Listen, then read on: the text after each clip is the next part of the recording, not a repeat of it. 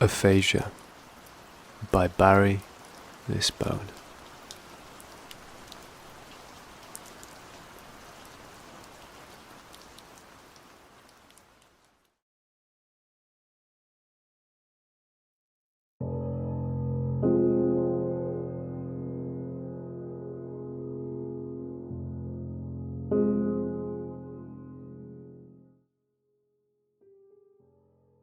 For most of my life, I never gave much thought to sound.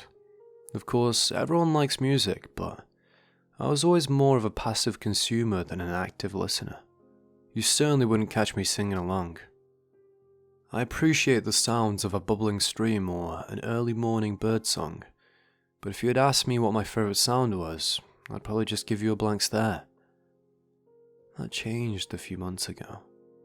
My mother isn't a great singer. Honestly, she's not even good, objectively speaking. But if you were in my shoes, her singing voice would be your favourite sound too. It's been almost a year since the accident. My parents were on their way to my house for Christmas dinner when their car slid on black ice and into an old oak tree on the side of the road. Dad died on impact, and said he didn't suffer. Mum was slightly more fortunate, but she hasn't been the same. By the time she was admitted to the hospital, she'd suffered a massive stroke. She hasn't been able to speak since. Her neurologist, Dr. Broad, diagnosed her with a severe case of Broca's aphasia. Even in more mild cases, people with this condition have trouble uttering more than a few words at once. My mother's lucky if she can utter a single word. Her cognition's fully intact. She can read and do math, and she knows what she wants to say, but if she tries to verbalize it or put it to paper, the words just won't come out. About 6 months ago, I was driving her home from one of her weekly neurology appointments when her favourite song came on the radio, Uptown Girl by Billy Joel. When the chorus started, she began to sing along, hardly missing a single word. Within seconds, I was crying so hard I had to pull over to the side of the road. Tears were streaming down my face as she smiled at me and carried on with the song. As soon as it was over, I turned my car around and drove right back to the doctor's office. Apparently, this isn't terribly uncommon. Dr. Broad explained to us that language processing is primarily handled by the brain's left hemisphere, while musical output and other forms of creative expression are mostly right brain tasks. Still, he was flabbergasted when we replayed the song and my mother sang along fluently. 2 weeks later, my mother sang Happy Birthday to me. When she got to Happy Birthday, Dear Emily, I wept again. It was the first time I'd heard her say my name since last Christmas. As the months went on, we started incorporating musical therapy into her recovery.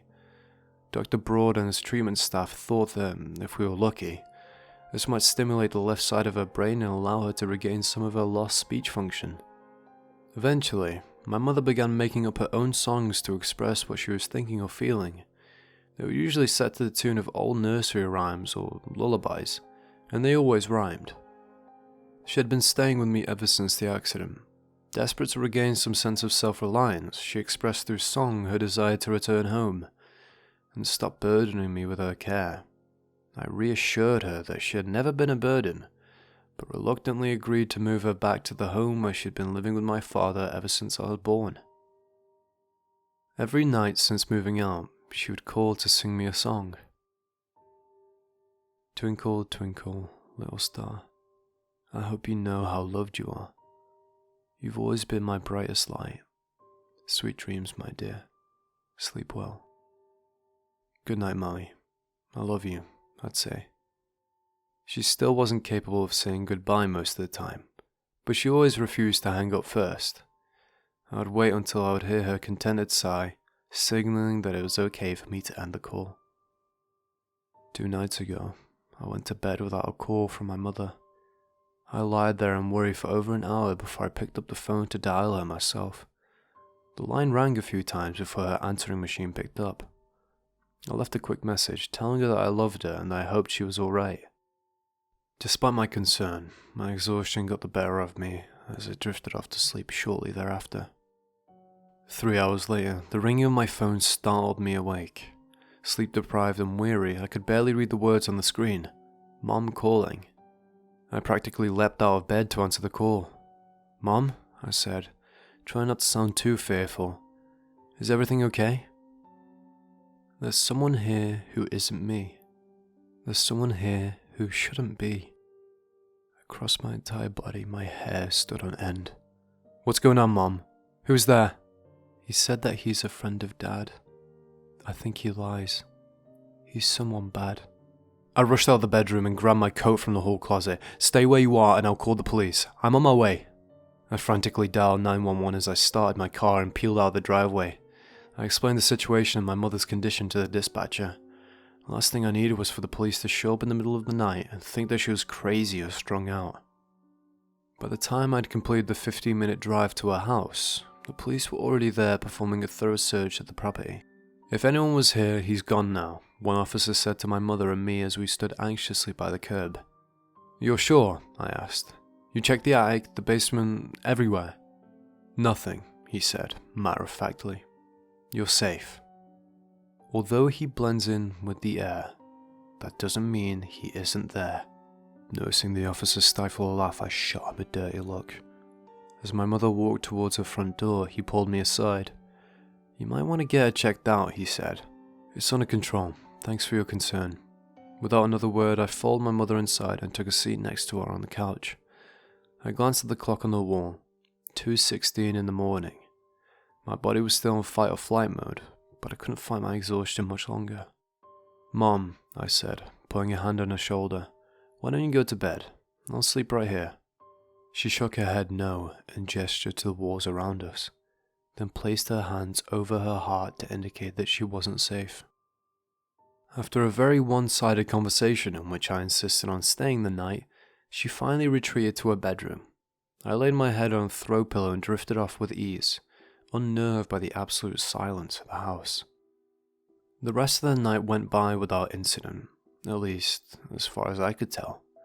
I was awakened at sunrise by my mother's sing-songy voice emanating from the kitchen. At night he paces down my halls, for now he'll sleep within the walls.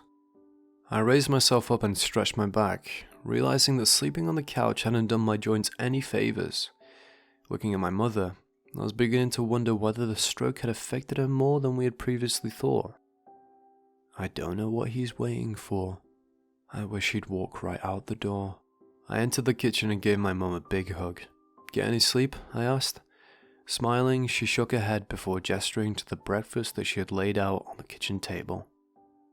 We said nothing as we ate, enjoying each other's company. I was merely relieved that the house was now illuminated in the glow of the morning sun. The silence that surrounded us finally felt peaceful again. I kissed her on the cheek and thanked her for breakfast, assuring her that I would return after work to spend the night with her once more. She didn't argue with me this time. She was a strong woman, desperate to convey a lack of fear, but I could tell she was still worried. I didn't get much done at work. I found myself taking breaks every hour, sometimes more frequently than that, to call my mother and check on her. If she wasn't feeling like her usual self, you wouldn't know it by the songs she sang. By the time I returned to her house, it had already been dark out for over an hour. She stood on her front porch as I pulled into her driveway, waving enthusiastically with both hands. I wonder if she missed the times when we were living together. I greeted her with a hug and asked her how her day had been. "Not feeling well, but glad you're here. Thank you for being you, my dear." Our evening was relaxing and uneventful. I cooked spaghetti for us both, and she expressed through song how much she loved it. I knew it wasn't half as good as hers. After dinner, we watched a few episodes of her favorite old sitcom, laughing and cuddling with each other on the couch, as if I were a little kid again. At one point, she grabbed the remote to mute the television and stared into my eyes. Tears welled in her eyes as she sang her usual nighttime lullaby to me. She didn't smile throughout the song, as she normally did. After yet another long embrace, she retired to her bedroom and closed the door. I made myself as comfortable as I could on the couch, and just as I began to doze off, I heard my mother's voice. "He's getting closer every night. You can almost see him, but not quite." I slept intermittently for the next few hours, dreaming of a tall man in dark clothes who wandered the halls of my childhood home. Eventually I was awakened not by the sound of my mother's voice, but by the opening and closing of her bedroom door. Dragging myself off of the couch and making my way down the hall, I felt a chill in the air. She must have gone up to open a window, I thought, because the hall was noticeably colder than the living room. "Mum?" I called out, to no response. I turned the knob of her bedroom door to find it locked. For some reason, I wasn't panicking. I knocked on the door and called out to her a few more times. "Do you want me to call someone?" Just as I was preparing to turn and walk away from the door, I heard her, quietly, in almost a whisper. She was singing. I couldn't make out the words, but she didn't sound afraid. Shrugging my shoulders, I returned to the couch and back to sleep. My mother didn't wake up this morning. By the time I awoke, it was clear that the sun had risen hours ago. Immediately, I feared the worst. She never slept much past dawn. I rose to my feet without even checking the time and raced down the hall. The door to her bedroom was now unlocked. I found her lying in her bed, her arms crossed over her chest as if she was posed for her own funeral. I cried over her body for a while, and though I hated the sound of my own voice, I figured it was finally my turn to sing. Twinkle, twinkle, little star, I hope you know how loved you are. You've always been my brightest light. Sweet dreams, my dear. Sleep well. Good night. Wiping the tears from my face, I stood from the bed and took one last look at her. She had never looked so beautiful. She wore the faintest hint of a smile. I had no reason to doubt that she died peacefully. I returned to the living room and grabbed my cell phone to call someone. Although it was plugged into its charger, it had been powered off. I didn't remember doing that. As I turned it on, I immediately received a notification. 2 new voicemails. The first message was from Dr. Broad.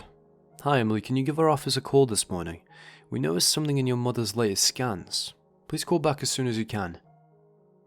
The second message was from my mother. "He's not as bad as he first seems. He said he saw you in your dreams. He really wants to meet you too. I told him where he could find you. Next time you look up at the moon, just know you'll see me very soon. You've always been my brightest light.